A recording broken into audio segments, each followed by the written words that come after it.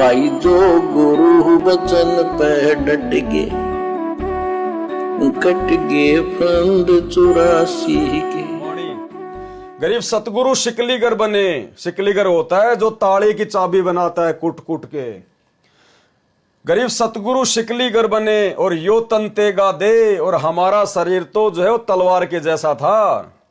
जुगन जुगन के मोर्चे और खोए ब्रह्म संदेह। शिकलीगर तालों को ताली लगाते थे, जो नई चाबी एक कील को कूट छेद कर बना देते थे। सतगुरु इसी प्रकार हम जीवों को भक्ति करने योग्य शब्द की चोट मारकर बनाते हैं। इसलिए कहा है कि सतगुरु शिकलीगर बने। और ये शरीर तेगा यानी तलवार तुल्य है। इस शरीर से भक्ति करके जन्म मरण से छुटकारा पाने का युद्ध जीतना है। सतगुरु युगों युगों का भ्रम निवारण करके सर्व शंकाओं का नाश कर देते हैं। वाणी संख्या 97। गरीब सतगुरु कंद कपूर है। कंद यानी फल और कपूर यानी अमृत जैसा। सतगुरु कंद कपूर है और हमरी तुनका दे। और हम क्या हैं? तुनके जैसे। तुनका क्या होता है? जैसे कोई लकड़ी का कोई होता है ना, वो तिनका, सूखा जो तिनका जो घास का होता है।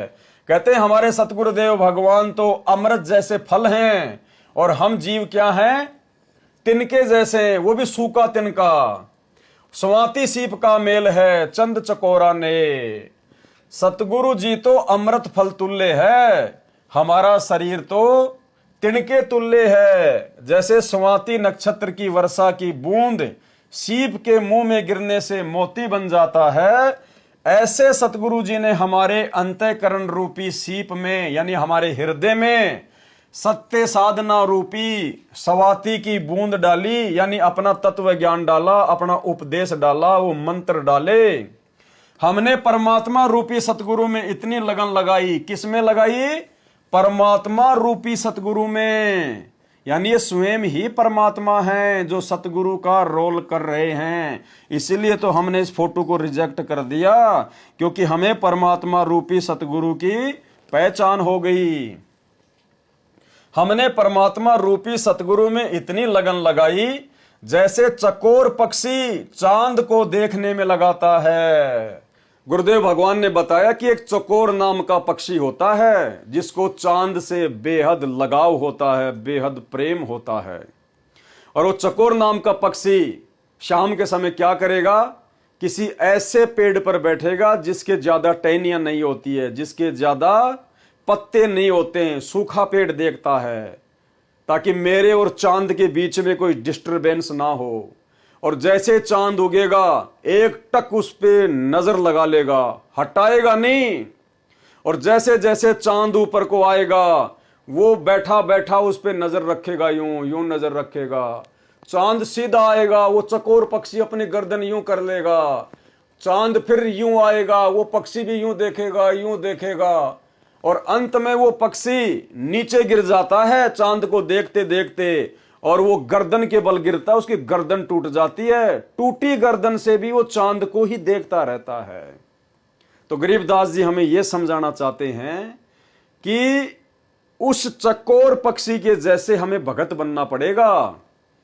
यानी हमने अपने सतगुरु के अलावा सौपन में भी किसी अन्य देव में, महादेव में, नकली साधु संतों में, या यहां इस गंदे लोक की किसी भी चीज में, किसी भी विषय भोग की वस्तु में, यहां के किसी भी सुख में हमने बिल्कुल भी अपनी सुरती नहीं लगानी है, अपना ध्यान नहीं लगाना है। जो वस्तु आवश्यक होगी, यदि मर्यादा में रहकर भक्ति करेंगे तो गुरुजी समय आने पर हमें जरूर उपलब्ध करवाएंगे, क्योंकि वो अंतर्यामी भी है और वो समर्थ भी है। उसके घर में किसी चीज की कमी नहीं है।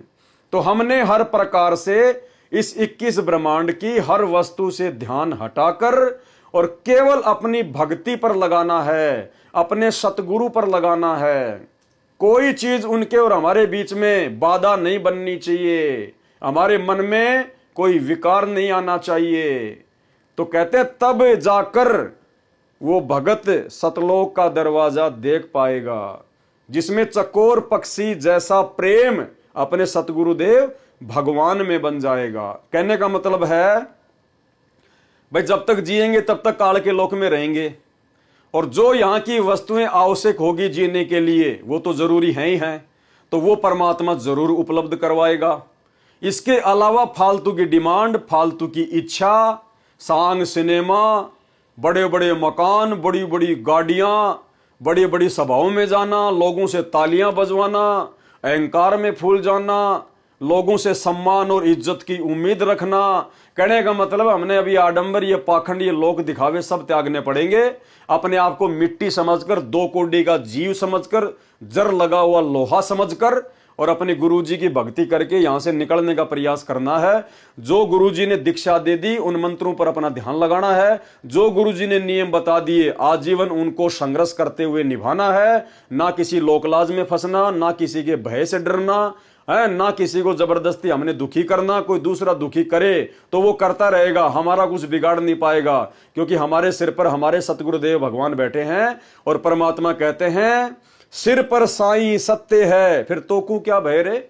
और परमात्मा कहते हैं उस भगत का कोई बाल बाका नहीं कर सकता, जिस साधु का बाल न बाका, जिस पे सतगुरु मेहरबान होते हैं। तो भाई और बहनों, साध संगति से जुड़े हुए हम सत्सेवक भाई बहन इस प्रोसीजर के बेहद निकट हैं, बेहद निकट।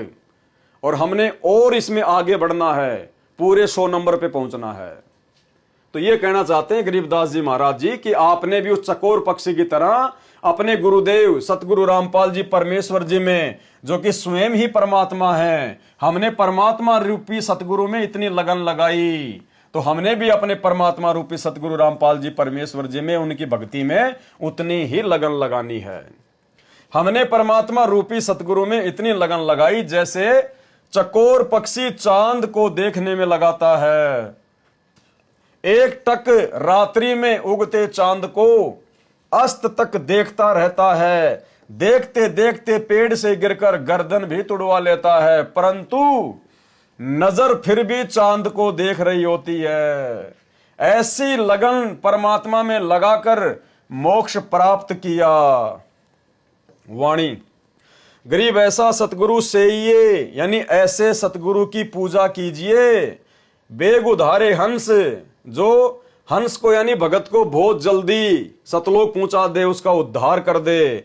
और भव सागर आवे नहीं, फिर वापस इस भव सागर में 21 ब्रह्मांड में नहीं आना। और जोरा काल विध्वंस, और ना ही फिर हमारे ऊपर इस जोरा यानी इस मौत का और काल का किसी प्रकार का कोई भी जोर नहीं चलेगा। हम फिर बार बार जन्म और मरण में नहीं आएंगे। गरीब ऐसा सतगुरु से ये बेग उदारे हंस, भव सागर आवे नहीं, जोरा काल विध्वंस, यानी इस काल और इस मृत्यु के विध्वंस में फिर हम वापस नहीं फंसेंगे। भव सागर आवे नहीं। सरलार्थ ऐसा सतगुरु कीजिए जो शीघ्र कल्याण करे। हंस रूपी भगत को संदेश दिया है, आगे कहा है कि फिर संसार सागर में पुनः जन्म नहीं लेता। सतगुरु जोरा अर्थात मौत और काल को समाप्त कर देता है, पूर्ण मोक्ष प्राप्त करवाता है। वाणी गरीब पट्टन नगरी घर करे। पट्टन नगरी यानी सतलोक, कि अब भगत ने सतलोक में अपना निवास स्थान बना लेना चाहिए, अपना घर कर लेना चाहिए सतलोक में।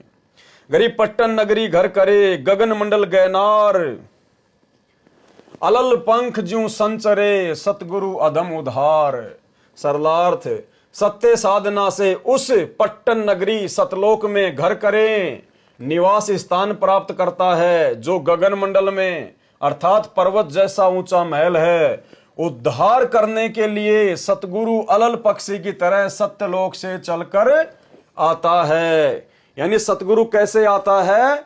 अलल पक्षी की तरह सतगुरु अपने भक्तों को लेने के लिए यहां आता है। वाणी गरीब अलल पंख अनुराग है और सुन मंडल रहे थीर, दास गरीब उधारिया सतगुरु मिले कबीर। सरलार्थ जिस प्रकार अलल पक्षी का बच्चा पृथ्वी पर होता है, वह अपने परिवार तथा घर को नहीं भूलता, जो ऊपर वायु में आकाश में होता है।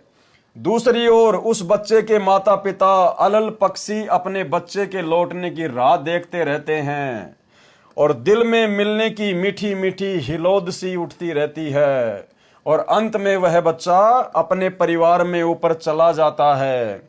इसी प्रकार परमात्मा आपको सदा चाहता है कि मेरे बच्चे मेरे पास सतलोक में आ जाएं, सदा सुखी हो जाएं।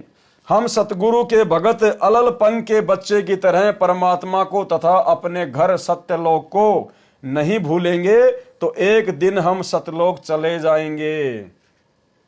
संत गरीबदास जी ने कहा है कि मेरा उद्धार भी इसी विधि से हुआ है। मुझे सतगुरु कबीर जी ही मिले। कौन मिले? सतगुरु कबीर जी मिले। तो भाई हमें कौन मिला फिर आज? वही सतगुरु कबीर जी मिला है। इसलिए हमने इस कागज की फोटो को सतगुरु मानना। जो गुरु बचन पे डट गए, कट गए फंद 84 के, कट गए फंद 84 के, कट गए फंद 84 के।